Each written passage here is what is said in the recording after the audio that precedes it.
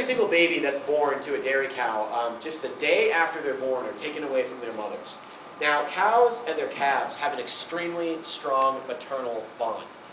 It's like legendary in the animal kingdom how good mothers cows are. For their babies to be taken away immediately after they're born is just like the most painful thing emotionally that can happen to these animals. There's this woman named Temple Grandin who's sort of an animal behaviorist, and she tells a story about a cow who she had her baby taken away, and the baby was taken away through this gate in the farm that she was living in. And every day for like a year, after the baby was taken away, first thing in the morning, the mother cow would go out and she would go over to that gate where the baby was taken away from her, and she would sit there and she would just bellow. She would moan. She was basically mourning her baby who had been taken from her, and she did this every morning at the time in the day that the baby had been taken away. These cows feel very, very deeply this connection between mother and calf, and it is excruciating for them to have that interrupt.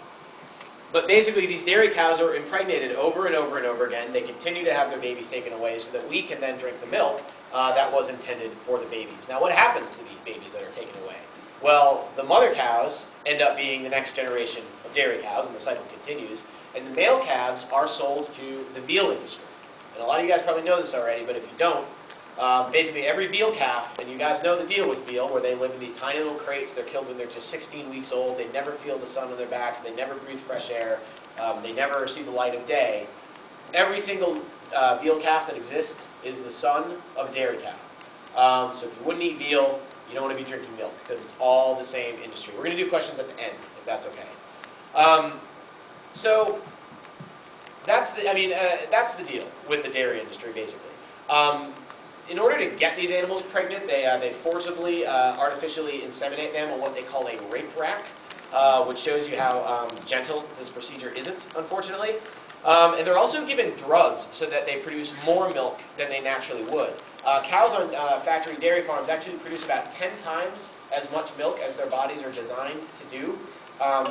Imagine trying to force 10 times as much milk through your system as your body is supposed to. It's obviously extremely painful for these animals. It does horrible things to their body.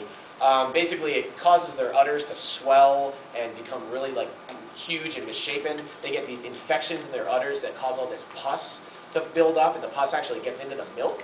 I don't know if you guys have ever seen our Got Pus stickers, but basically if you're drinking milk, you're drinking cow pus and cow blood, which is what comes out when these animals are milked, because their bodies are so messed up and are in such have been devastated by this massive drugging that they get to produce so much milk. All right.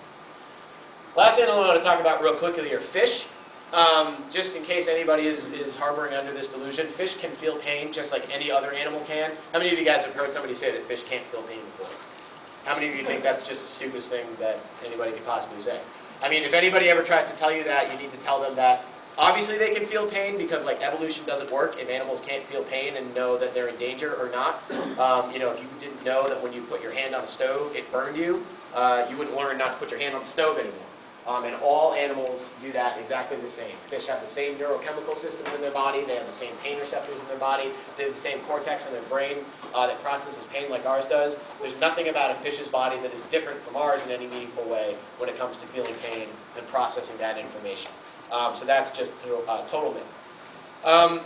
So most fish these days are caught by what's called factory trawlers, which are these huge boats that just basically go and they sweep every living thing in the ocean up onto the back of the boat. They take the fish that they want to eat, and then they throw the rest of it away, and they're all dead at that point. When fish are dragged up out of the ocean that they live in, a couple of things happen to them. First of all, they can't breathe in the air, obviously. So the first thing that happens to them is that they start to suffocate.